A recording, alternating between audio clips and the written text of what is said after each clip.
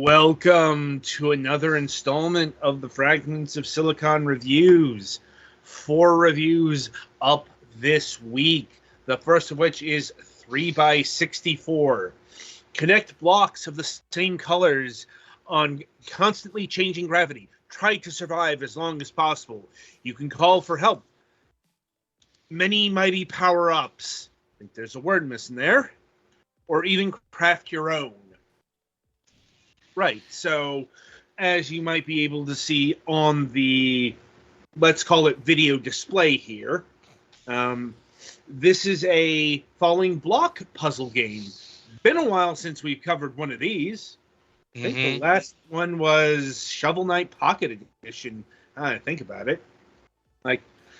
Anyway, so what kind of puzzle game this is kind of in the name here.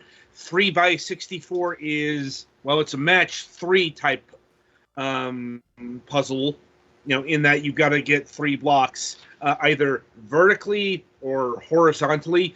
Worth noting, there are no diagonals here, which is a bit curious, because, sometimes you can get the diagonal, sometimes you don't.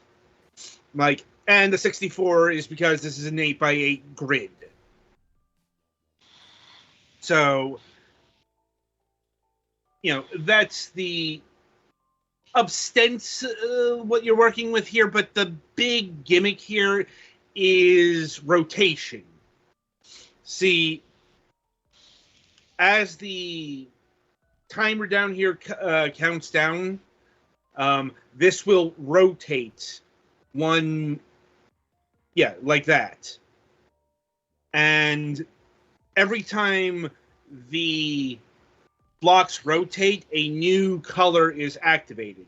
When you get a match 3 of the activated color, that's how you get a power-up. Okay. I was going to say, it doesn't stop you from making matches of the other colors. No. The things that do that are the iron blocks there. And they get taken out different ways, depending on the mode. Here in regular mode, you have to use items to do that. I'm trying to remember if it's there too. The way you do, it's not here in the other modes, since they don't have items. You have to get matches to break them. And it takes 2 explosions, as they call them, to break the iron blocks. And there are 2 levels of power-up. There's the regular power-ups, TNT, color blocks, anvils, remove blocks, remove line, and change direction. You can store them and use them for various things, they're fairly explanatory in some regards. Remove blocks is literally removing blocks, or removing lines. It's that literal. Anvils, they get rid of 3 blocks. TNT explode, and color blocks is your wild card. What you can do is you can take the 6 of them and match them up to become crafted power-ups. Yes, this game has a fucking crafting system. So, I think crafting is officially everywhere now. If they're showing up in falling block puzzle games.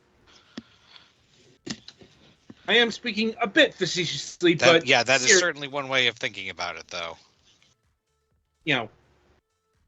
I will, admittedly, it is something that gives a unique flavor to this game.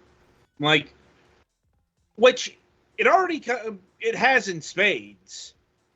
Because, I've seen quite a few falling block puzzle games that do the grid thing in various ways. And not even falling block puzzle games. Bejeweled, Yoshi's Cookie, they're not falling block puzzle games, but they're in the spirit of something like this as well. You know, cousins, if you will. But I can't think of any particular puzzle that did this combination of things in this way, which is actually kind of surprising. You know, and of course, the way to get big money and big prizes in this is to plan ahead. You know, it's just you plan ahead differently than you would in a typical puzzle game. I mean, you could do it. You know the thing like Puyo Puyo, Panel de Pawn, where you know you build it definitely up. looks like you should be able to do Puyo chains in this, where like you delete some blocks and then it makes more blocks get deleted because they you fall can into do. place. Yeah, you can do that, but that's not the real way to do it. You've got to use the gravity. That's true. You can make it so that when it slides, a whole bunch of things get deleted at once too. And you get what's called a gravity bonus. That's probably why there isn't a diagonal in this one, because, oh my god, coding that would be hell on earth. Probably. You know, like I said, you can do it the Puyo way, or you can do it the 3x64 way, let's call it. Because honestly, once again, I can't think of another game that uses rotation like this. At least not in the puzzle sphere. Oh yes, there's also hazard blocks that occasionally drop like that. If you don't get rid of them in the allotted time there, something bad will happen. Like here, it activates colorblind mode. In that you are now colorblind. Yeah. I'm like, it's weird, but I think for the first time ever, colorblind people might have an advantage when it comes to a puzzle game. If I beat this one, I may see, because there was some accessibility, there might have been like a colorblind option and see if, you know, that still is in here. Well, it bloody well better be. Yeah. Because otherwise, that is a big problem. Because yeah. Look, the colorblind mode has been pretty standard in puzzle games for literally decades. Indeed. I'm like, so, to not have it. Settings, accessibility. There is no actual true colorblind symbols mode. Well, that's bad. That is very bad. I kind of get why, because that colorblind crap thing, but at the same time, yeah. In this, yeah. I know that these are for different types of colorblindness, but there is full total colorblindness that's not being taken into account. Black and white colorblind. They call it. Traditionally, if you're doing that, you do do an icon version. Yeah, you do symbols, texture version, or something. Yeah, symbols are different textures of the blocks. This doesn't have that. So yeah, that's a big concern for, say, Scott the Woz.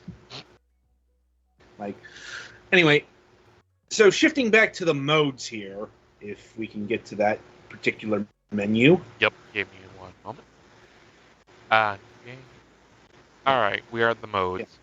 Yeah, we got classic mode, simple mode, that's where they get rid of the power-ups. Gravity mode is where you can only get match 3s by using the rotational gravity. Now, call that hard mode. Because you've actually got to plan and strategize beyond the basic match 3 configuration. Or you're not going to last long. I speak from experience. Because, once again, it's hard to get into the mindset. Right, because this This is a relatively different kind of puzzle. Right. As opposed to, doing the stacking thing. I've been doing that since, like, columns. Mm-hmm. Like, I'm not really good at it, but I can do it. Yeah. Done it. And, of course, there's also, like, the unintentional. That's more like the domain of pure match threes. But that's neither here nor there.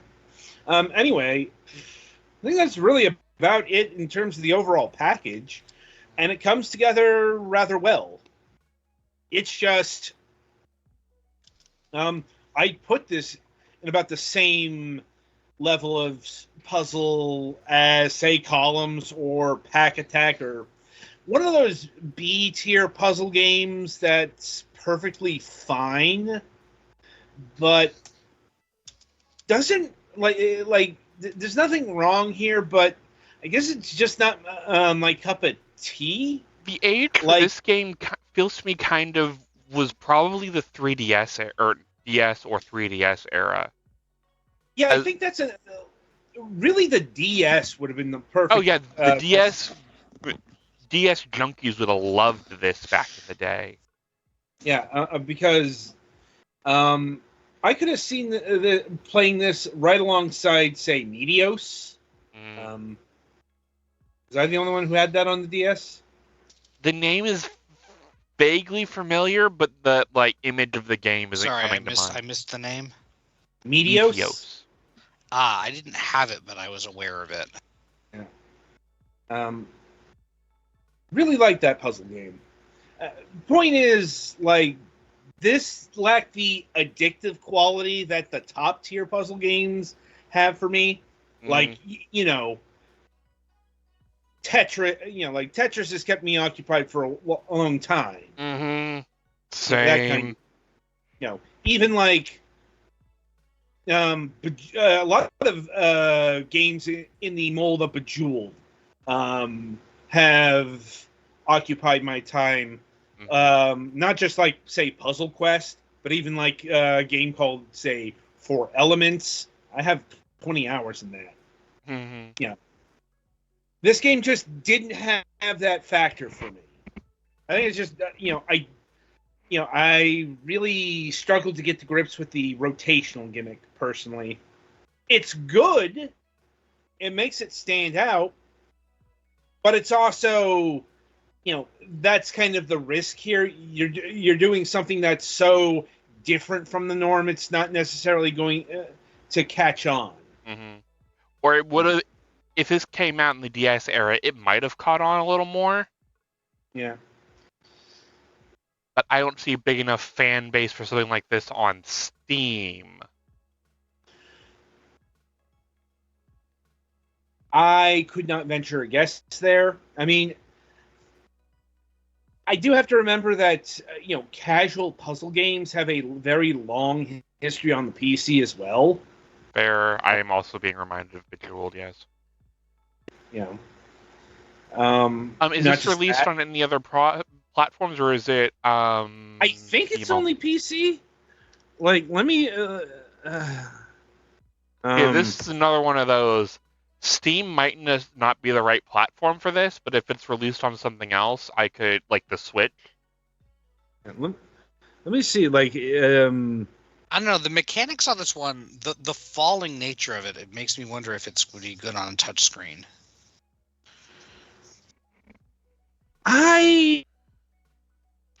It's a little bit harder to be precise. Well, this also does have controller support. You may not need the touch screen other than for menuing. Right, but how many people have Bluetooth controllers for their phones? Yeah. Mobile would not be a good place for this. Okay, so, well, in answering the question that was posed here, this is available on 4 platforms: Steam, itch.io. I mean, yes, they're both PC platforms, but they're different platforms. Right. And it's available on Google Play and the App Store. So it is on mobile. Once again, I can't really speak to the mobile version because we didn't review the mobile version. Is it at least like free to play on mobile, or is it a paid app? Let me actually do the let me look up the actual. Okay, weird. Didn't link. App Store. Okay, did they provide the actual proper links here?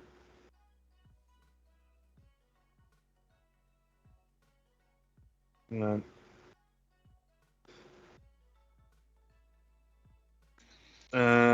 me check the Play Store.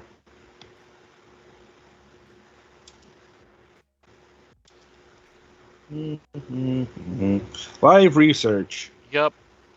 Now in phone form.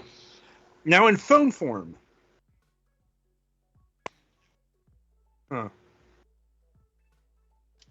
Well, I'm not seeing it on the Play Store.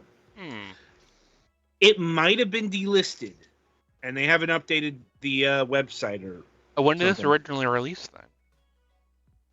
Not that long ago, like 2021.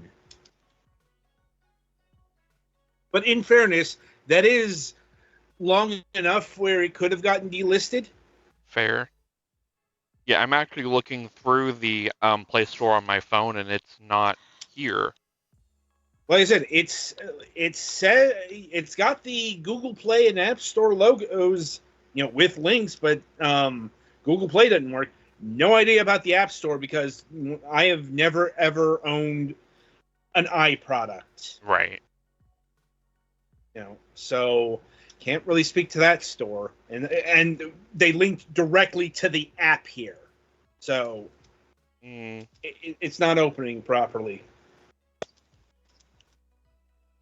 Like I said, this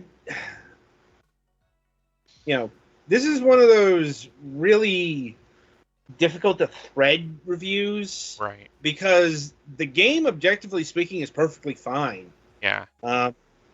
And is doing something bold and interesting in especially a very well-worn space. Like, the only dink I have against it is there's no true colorblind mode, but I'm also not colorblind, so... Right. I'm more just a stickler for accessibility because, hi, disability.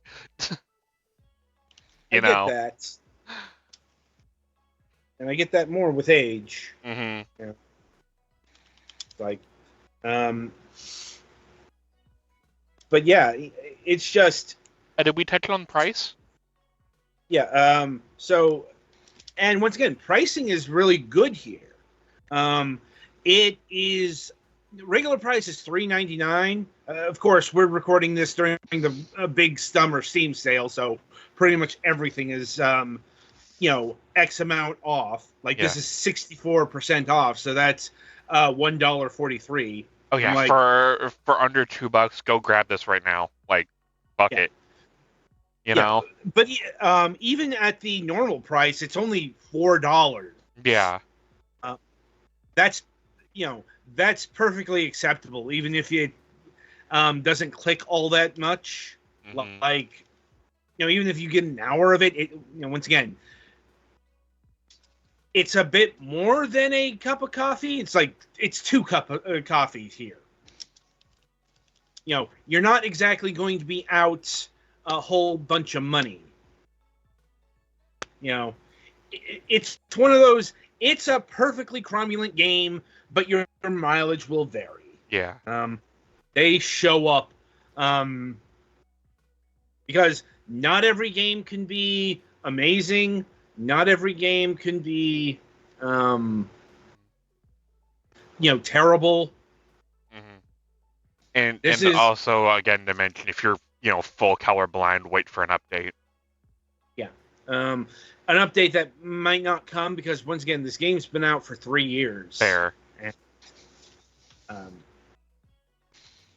maybe write to the dev about it. Yeah, if it's truly an issue. Yeah. Yeah. It's like, Otherwise, on balance, it's fine. It's just if you're actually colorblind, avoid, I'd say. Yeah.